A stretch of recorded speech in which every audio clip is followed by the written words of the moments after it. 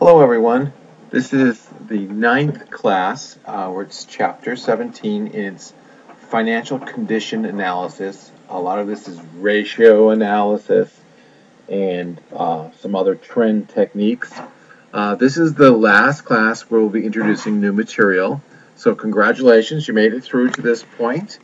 We're going to have three separate videos. The first video is just be an introduction, and we'll be looking at some profitability ratios and some liquidity ratios. Then in the second video, we'll be doing more ratios, debt management ratio, asset management ratios, and something called the DuPont ratio, which is a combination of several ratios together to get a single score. Then video 3, we're doing some other analytical techniques, something called the economic value added score, and then we're going over what our homework is. Also in some of these, I'm going to be switching to Excel, and I thought I would just be walking you through how I'm setting up some of the ratios, so some of you with limited Excel skills will be able to see how I'm using Excel. So let's get started. Okay, chapter 17 in our book. Hopefully you've all read it. And this is good because it's now starting to pull all the work we've done together for this, and it'll be coming together in this chapter. One of the most important characteristics of healthcare organizations is its financial conditions. We need a healthy organization in order to deliver services. So it's very important that we understand and can analyze how healthy our organization is, no matter what kind of healthcare organization we have.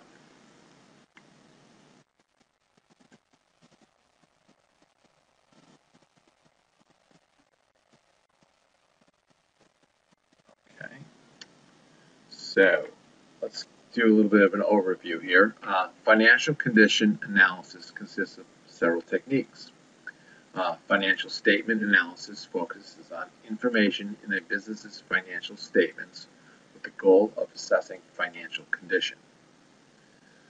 Operating indicator analysis focuses on operating data with a goal of explaining financial performance. And EVA, that's the economic value added, focuses on assessing overall organizational or managerial performance. And we'll be going into each one of these different areas and really expanding on what they mean a lot more. So what we're doing first is they've set up some data of Riverside Memorial Hospital, and they've got the three statements. And I noticed that in the book, sometimes the net income numbers or the total asset number or total liability numbers equal what they have written in the book for this chapter. But on the PowerPoint, they'll have the same net number, but there'll be some numbers different above that. And we're going to be concentrating on the numbers that are in the slideshow in the PowerPoint presentation. But the book does a very good job on walking through each of the ratios with other financial statements. So you should have read that or read it very soon because it'll help you very much on your homework assignment, and also understanding how the ratios work and why they are so important. Okay, so this is the income statement set up in financial accounting, and let's just kind of look at it a little bit and see if we can just understand what's happening.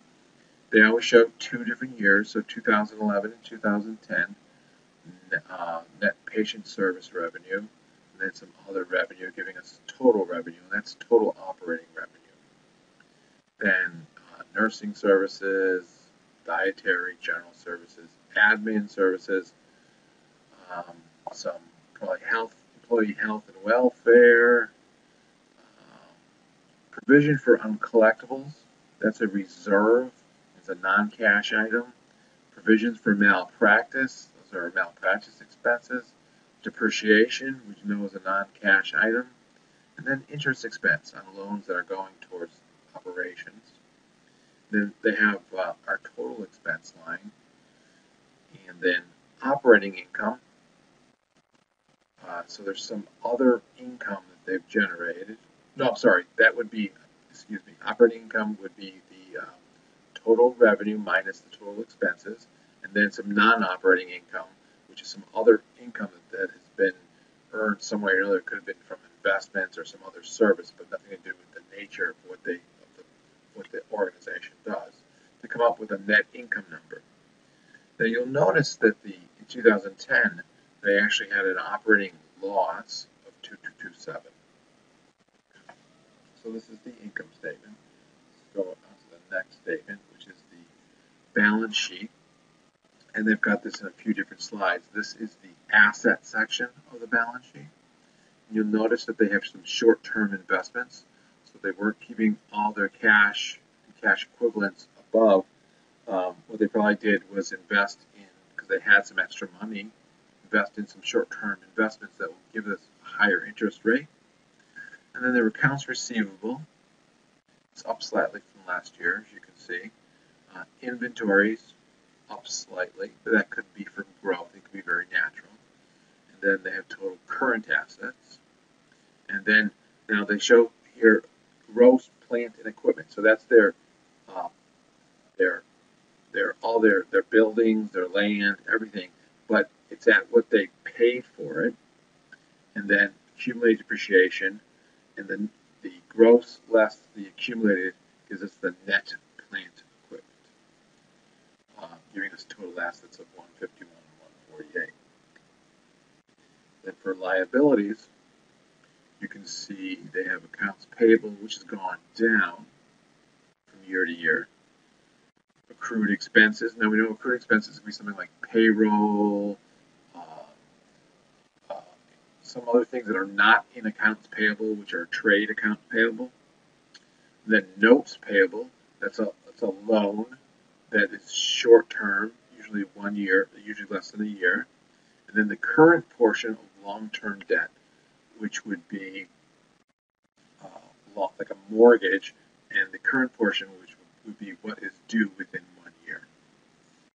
Then their total long-term debt. So you got your total current liabilities. Then the long-term debt, capital lease obligations, long-term. So the lease payments, remember we talked about that earlier on, where the leases are set up really like debt because they're capital leases, which is treated exactly like debt because it's substance over form, because there really is a liability that they have to show. And then the total long-term liabilities, and then they just go right into the net assets or the equity section, because this is probably, because it's a non-profit, the equity section is called net assets, and that's the cumulative amount of all their prior net income or net losses, all netted together over however many years they've been in business. Gives us total claims of 151, or total liabilities and equity of 151 and 148 respectively. Okay, now the other statement that I think they show this in 2 parts. Yes, they do. And that is the statement of cash flow. And remember from earlier chapters, the major components are the cash flow from operating activities, investing activities, and financing activities. So you can see from operations they had a positive 11,176.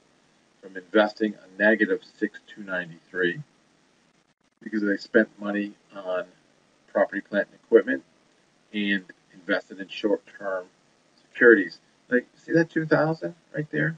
If you go back to your balance sheet, you'll see that right here. See, the up went from 0 to 2,000. That's their investment in short-term investments. So that was that's why it's an investing activity. Then financing activities, they had some payment of notes payable, repayment of long-term debt, capital lease payments, and their change in current portion of debt increase, so it goes the other way. It's really all netting together to show how much of their cash they used, in this case, to pay down debt. Now if you take all those 3, the net number on all those 3, it gives them a net increase. Sorry, it's in brackets, so it would be a net decrease in cash. And their cash beginning a period. So if you take this, the decrease less that will give us our ending cash. And see 4263 right here? see if that, whoops, is what our, yes, here is our ending cash. Now you'll notice on statement of cash flow, we only have one row because we're showing this. This is the statement of cash flow for 2011.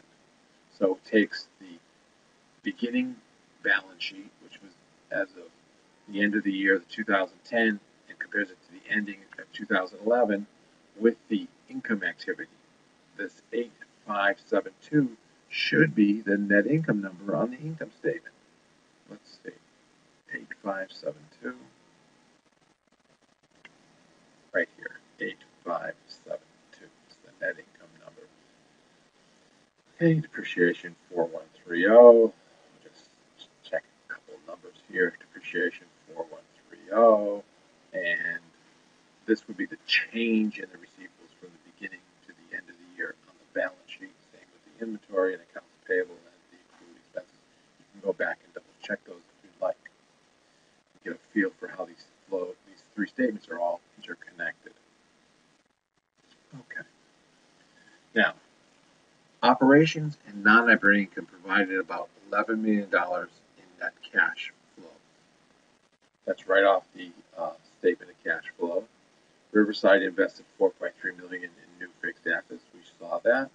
$2 million in short-term securities. We saw that. We repaid $5.5 million in short-term and long-term debt. We saw that. So we talked about all three of these pieces. These are the three different sides, parts of the statement of cash flow. Now, those are the financial statements. And what the ratio and the financial, the ratio analysis is going to show us is after you've done a lot of ratio analysis and you can compare to other organizations and to past trends or to budgets you're doing in the future, you can see if your ratios are in line and what they're all telling you. So ratio analysis is a technique used in financial condition analysis.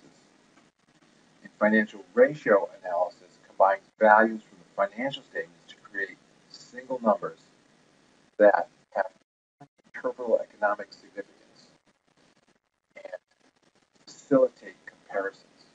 So what they're trying to do is just boil some of the complexity of those statements into single numbers so that you can understand what it means, like current ratio, what's your current assets as compared to your current liabilities, and see if you have positive ratio, which means you have money to pay off your liabilities.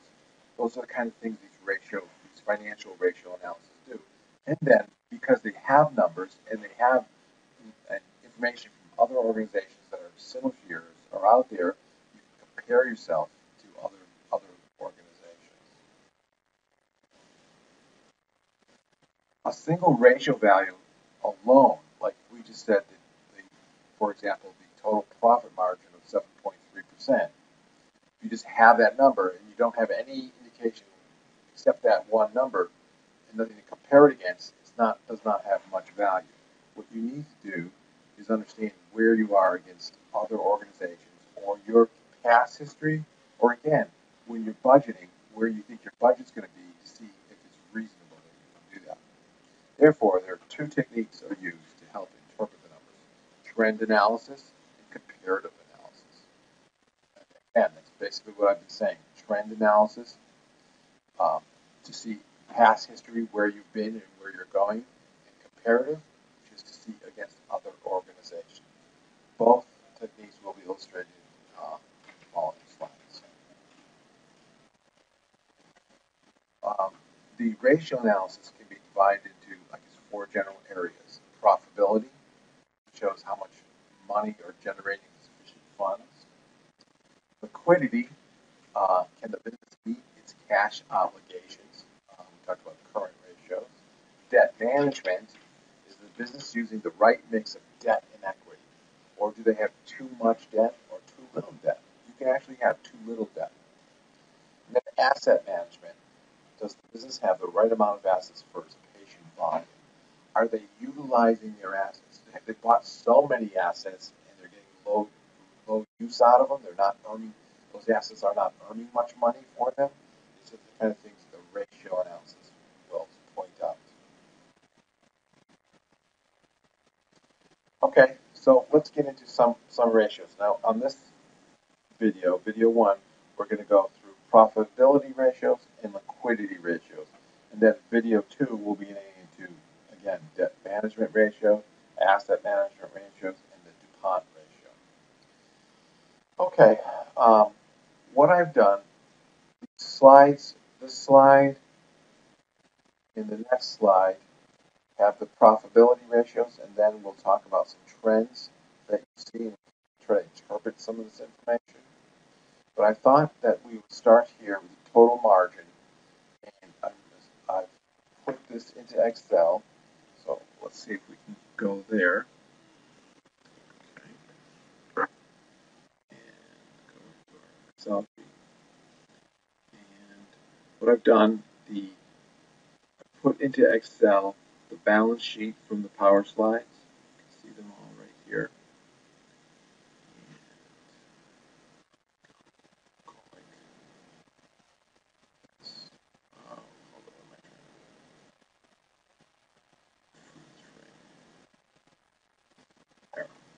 So now these numbers will stay on top and I can slide down. So this is the balance sheet. This is right from the same numbers that we saw in the power slide presentation. Right through here. And then I've got the income statement. You can see, remember the loss we had in operating income in 2010. And then the one statement of cash flow, because it takes the difference between, it takes the activity in the income statement that happened during the year and the difference between the on the balance sheet, the difference of the two periods. Because remember, balance sheets are snapshot pictures at an instant in time. So this would be the exact, say their year end was 6/30. So this would be 6/30/2010. That's the cash and equivalents they had on hand on 6/30/2010. And 6/30/2011, that's the cash they had at that exact moment. And how those changed and how those changed during the year is in the income statement, which shows the activity for the whole year, along with what the cash statement shows you the activity for the whole year. Okay, so now that we have those there, what I have done, and you can do something similar to this for your homework assignment, set up the financial statements or the problems, and then go into, I'll name this for you, ratio. So notice how I could just double click on the tab and I can write in what it and change its name so it's easy to understand. There's financial statement, ratio sheet. Okay, and what I've done, I've started this, but there's some that we're going to fill out and continue to fill out. And the first ratio we were going to talk about is the total margin, which is the net income number, total net income, divided by total revenue and income. And we get the 7.3%, which is not a bad ratio. That means they're earning 7.3%. Their net income is 7.3% of their total revenue and income number. Generally, you want to see a number in nonprofits. I mean, you want to see some number somewhere between 3 to maybe 9, 10%. Start getting too much higher than that, and you're wondering if they need to be investing or spending more of their money on their mission because they're making too much money. Now, if you're a for-profit organization, you want to maximize this number, this percent, in general terms, and you want a good return on your investment, and you want to be just be making as much money as you can. But let's go and see where I got these numbers from. Now, this is the net income number, 8572, and I've referenced if you remember, you can reference a cell block into this. So it's from the financial statement.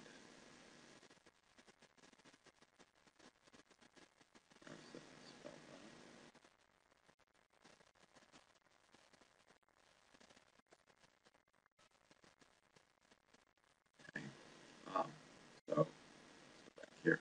So now see it automatically changed. So D43 over here. B in row 43. Here's our net income number. There we go, right there. And then total revenue and income, 117,476. That's two different cell blocks together, B30 and B42. Let's see what they are. So B40, right there.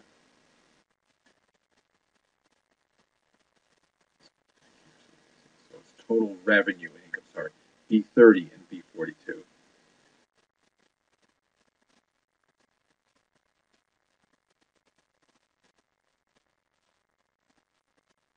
B30, and then non-operating income, 42. So on our income statement, we've got our total revenue from operations up here, but remember they also had some other non-operating income, so we have to add those two together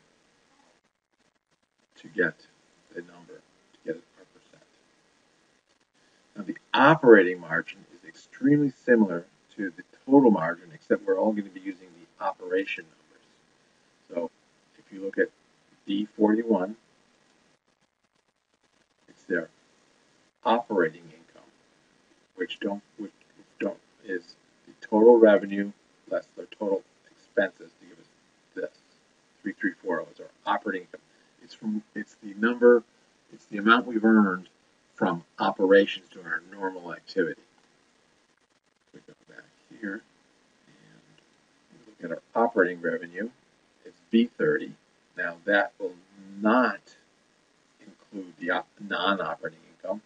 It would just be right here, total revenue. And that's that 3%. That's a little bit more normal, what you see for nonprofits, 3 to 6% in that range. So now, let's move down to and start doing a couple more. And this time I did not put the cell block in, so we can just go right to see what we got here. This is the return on asset. It measures what kind of net income we're getting for the total assets that we've invested in. So let's do this. I'll get my equal sign, go and get my net income number. Net income. Bang, bring that there. Now let's get our total asset number. Remember, total assets are from our balance sheet. There we go, 5.7%. Not a bad return, not at all. Consider what you get for your return on money now in your bank. You get 0.5% or less, 0.25%. Now let's take the net income on our equity, which is a similar kind of calculation to the return on assets. Let's return on our investor capital or our nonprofit, our net assets, to see what kind of return we're getting on all our partially part of how we're funding all our operations. So let's go to that again. That would be our net income number.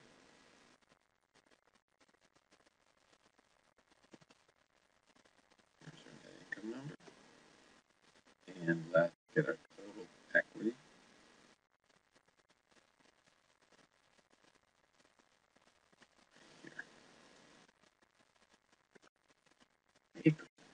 Very good. So that gives you, I'm doing this so that you can also see how Excel works and how to set up your homework. Okay, let's move on to two more ratios. Well, let's take a step back. Let's go to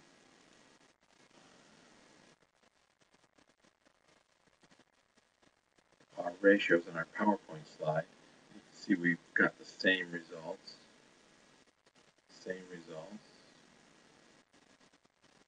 Now, let's see here. What we did is, because remember we said trend is very important and comparisons are very important. This is a combination of both of these.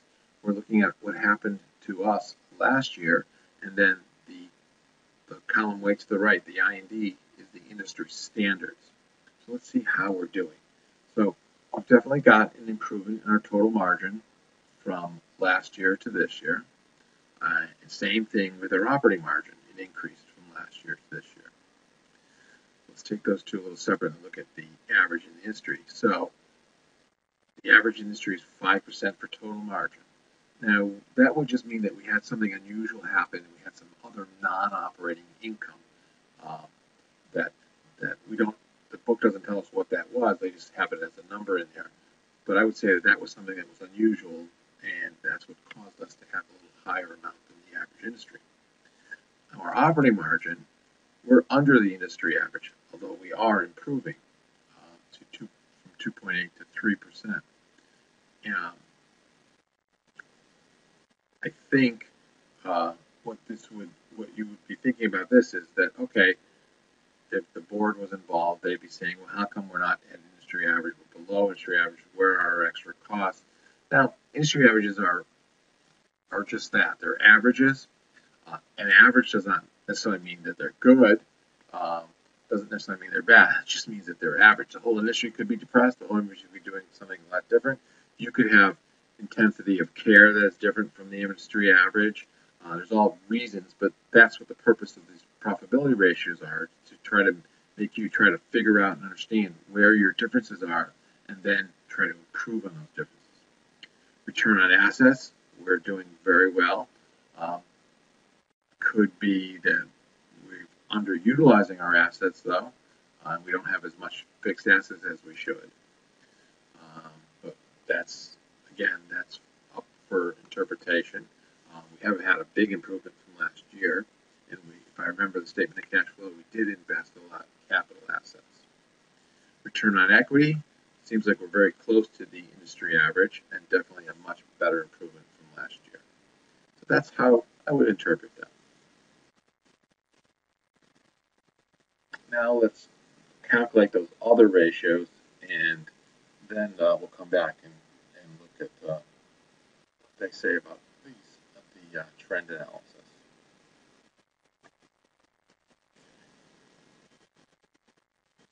Okay, current assets.